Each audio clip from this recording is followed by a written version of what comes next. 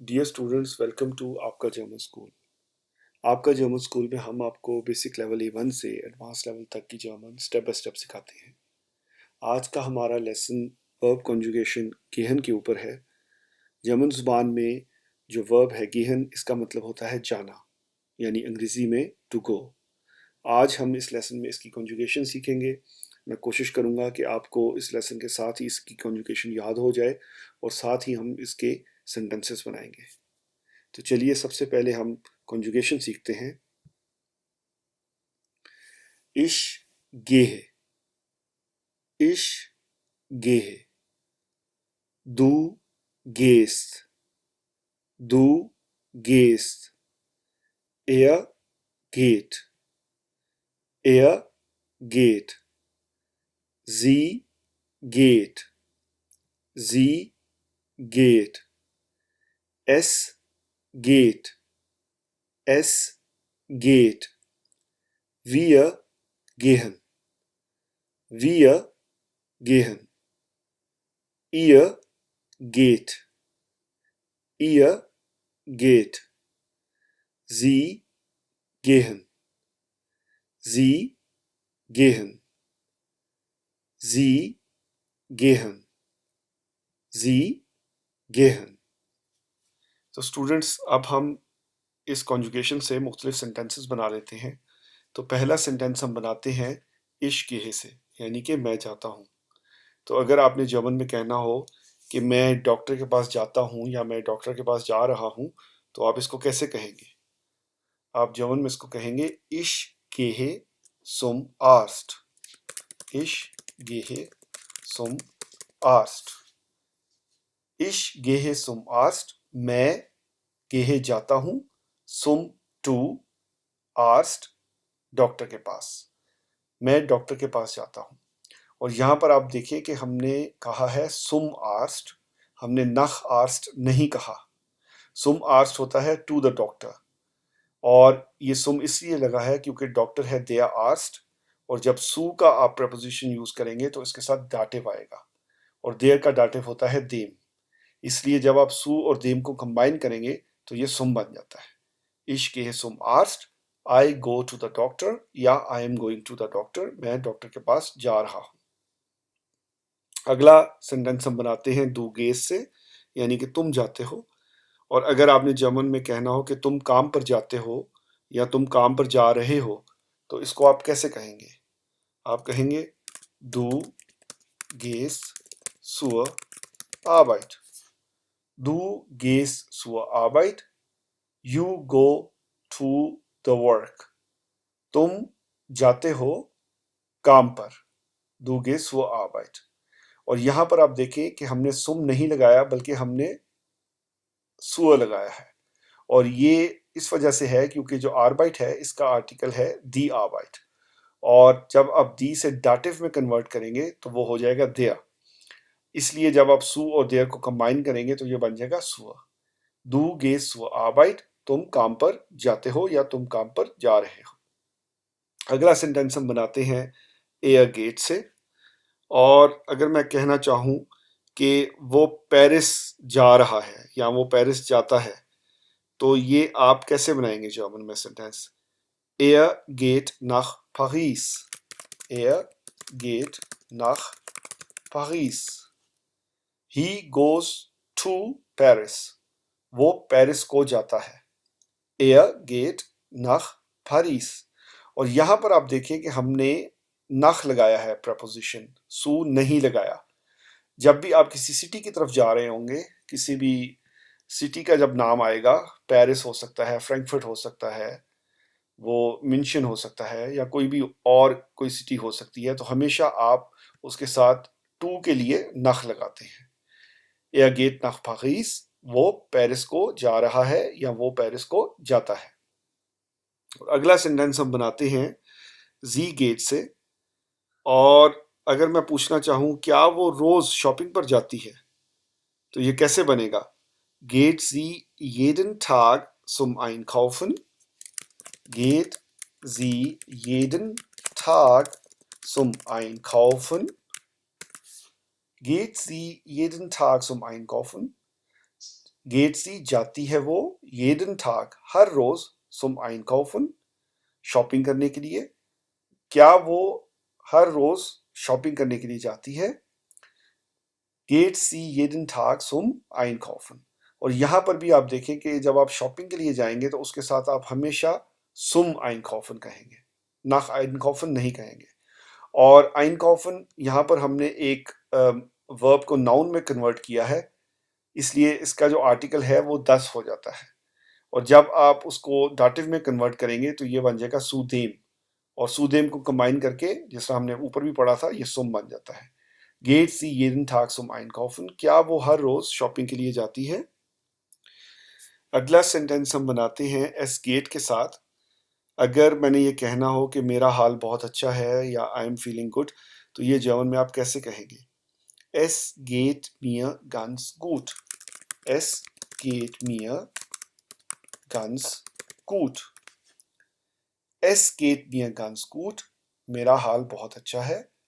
It goes me very good. इसका literal meaning ये बनेगा, मगर जब आप इसको ट्रांसलेट करेंगे बा मुहावरा तो आप कहेंगे मेरा हाल बहुत अच्छा है, मैं बहुत ठीक हूँ। Es geht mir ganz gut. अगला सेंटेंस हम बनाते हैं wir gehen के साथ, और मैं कहता हूँ कि हम हर रोज सैर करने जाते हैं, तो ये आप कैसे कहेंगे? Wir gehen jeden Tag spazieren. Wir gehen jeden Tag spazieren. Wir gehen हम जाते हैं, jeden Tag हर रोज। जब भी आपने जर्मन में हर रोज कहना है तो आपने jeden Tag कहना है, jeden Tag. Wir gehen हम जाते हैं, jeden Tag हर रोज, spazieren सैर करने के लिए, spazieren सैर करने को कहते हैं। Wir gehen jeden Tag spazieren हम हर रोज सैर करने के लिए जाते हैं। अगला सेंटेंस हम बनाते हैं ihr geht के साथ, और अगर मैंने पूछना हो क्या तुम लोग आज शाम को सिनेमा में जा रहे हो, तो आप ये कैसे कहेंगे? Geht ihr heute Abend ins Kino? Geht ihr heute Abend ins Kino? क्या तुम लोग आज शाम सिनेमा में जा रहे हो? और यहाँ पर आप देखें कि मैंने इंस लिखा है, यानी कि इन 10 को कंबाइन जब आप करेंगे तो ये इंस बन जाता है। Geht ihr heute Abend ins Kino? क्या तुम लोग आज शाम को सिनेमा में जा रहे हो? और ये एक्यूजेटिव की अलामत है, ये एक्यूजेटिव शो करता है। इन 10 किनो जब आप कंबाइन करेंगे तो ये बन जाएगा इंस किनो, क्योंकि आप एक डायरेक्शन की बात कर रहे हैं, एक डायरेक्शन चेंज हो रही है, एक एक्शन इस वक्त हो रहा है, एक्शन कंप्लीट नहीं हुआ, इसलिए यहाँ पर एक्यूजेटिव लगेगा। Geht ihr heute Abend ins Kino? क्या तुम लोग आज शाम को सिनेमा जा रहे हो? अगला सेंटेंस हम बनाते हैं Sie gehen के साथ, और Sie gehen में हम सेंटेंस बनाते हैं Sie gehen nach Stuttgart. Sie gehen nach Stuttgart. वो लोग स्टुटगार्ट को जा रहे हैं। और यहाँ पर भी आप देखें, जैसे ऊपर मैंने पेरिस के साथ नख लगाया था, यहाँ भी स्टुटगार्ट के साथ नख लगेगा। जब भी आप किसी सिटी की तरफ जा रहे होंगे और आपने कहना होगा I am going to the city या टूवर्ड्स द सिटी, तो जर्मन जुबान में आप उसके लिए हमेशा nach का प्रपोजिशन यूज करते हैं। इसको आप हमेशा याद रखिए। Sie gehen nach Stuttgart. वो लोग स्टुटगार्ट को जा रहे हैं। और लास्ट जो सेंटेंस है वो है Sie gehen के साथ, यानी कि ये ZS जिसका कैपिटल होता है रिस्पेक्ट वाला, और इसमें हम एक सेंटेंस बनाते हैं Gehen Sie zu Fuß oder mit dem Auto zum Supermarkt. Gehen Sie zu Fuß oder mit dem Auto zum Supermarkt. तो ये एक क्वेश्चन है, इसका क्या मतलब है? इसका मतलब है Gehen Sie zu Fuß, क्या आप जा रहे हैं लाइक वॉकिंग करके, और mit dem Auto या गाड़ी के साथ zum Supermarkt सुपरमार्केट की तरफ। Gehen Sie zu Fuß, क्या आप पैदल वॉक करके जा रहे हैं, और mit dem Auto या गाड़ी के साथ zum Supermarkt सुपरमार्केट की तरफ। और यहाँ पर भी आप देखें कि जब आपने कहना हो कि by walking somebody is moving, तो आप हमेशा सुफुस कहेंगे, हमेशा सुफुस, यानी कि by foot you can say, इसका जो लिटरल मीनिंग बनेगा। और जब आपने कहना हो कि गाड़ी के साथ, तो आप हमेशा कहेंगे मिट देम ऑटो।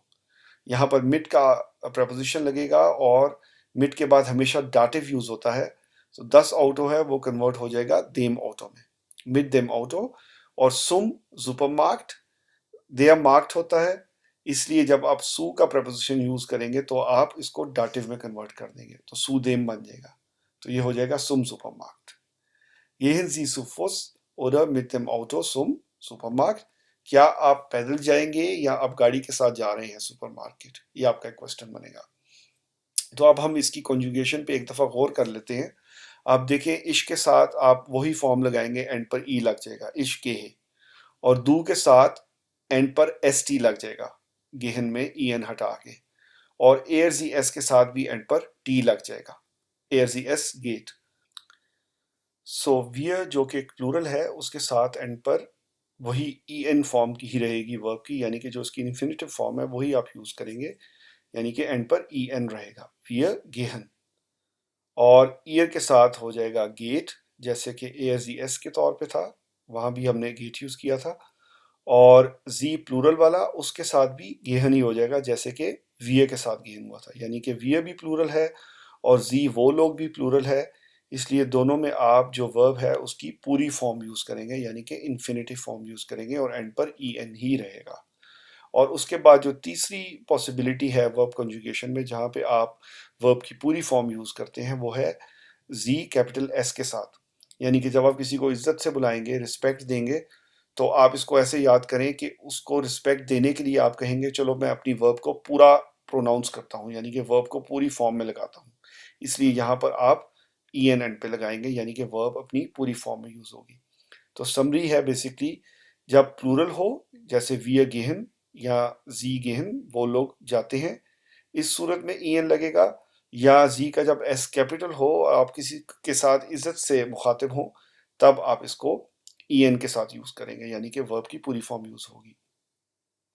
तो अब हम इसको एक दफ़ा रिवाइज कर लेते हैं सारे सेंटेंसेस को, ताकि आप अच्छे तरीके से इसकी कॉन्जुगेशन को भी ज़हन नशीन कर सकें, और जब आप सेंटेंसेस मेरे साथ दोहराएंगे तो आपको कुछ सेंटेंस स्ट्रक्चर भी समझ आ जाएगा और आप इजीली सेंटेंसेस बनाना शुरू कर देंगे। तो आइए मेरे साथ आप इसको रिपीट कर लीजिए। gehe, ich gehe zum Arzt,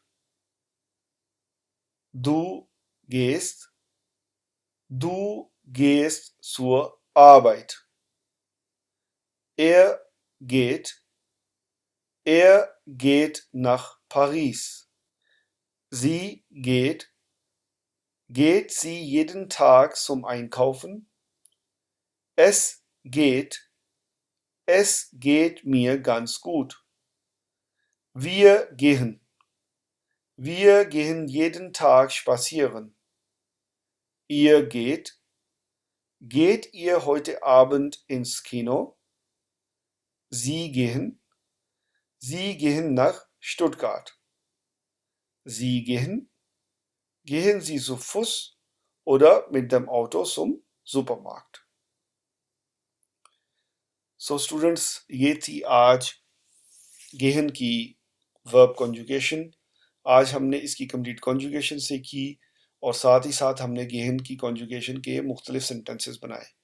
मैं उम्मीद करता हूँ कि आप इस लेसन में गेहन की कॉन्जुगेशन अच्छे तरीके से ज़हन-नशीन कर सके होंगे और आपने सेंटेंसेस का स्ट्रक्चर भी समझ लिया होगा। और अगर ये लेसन आपको अच्छा लगा है तो आप इस लेसन को ज़रूर एक थम्स अप दें, लाइक करें और अपने दोस्तों के साथ इसको शेयर करें। अगर आपके कोई कमेंट्स हों या आप किसी ख़ास टॉपिक पर वीडियो बनवाना चाहते हों, तो हमारे कमेंट सेक्शन को यूज़ करें हमारे साथ कम्युनिकेशन के लिए। अपना ख्याल रखें, सेहत से रहें। हम मिलते हैं अगले लेसन में। Take care.